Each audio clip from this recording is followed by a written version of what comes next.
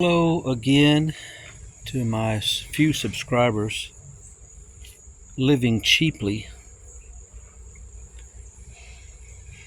After a lot of thought about it and wanting to enjoy some fishing without having to pay taxes and have to register, blah blah blah, pay money so I could just go a few places and catch some fish, this is what I did.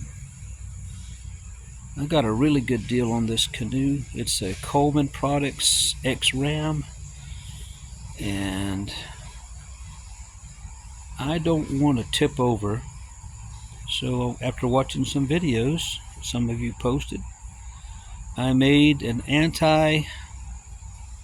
I want to call it, they're stabilizers made out of crab or lobster pots to stabilize this boat.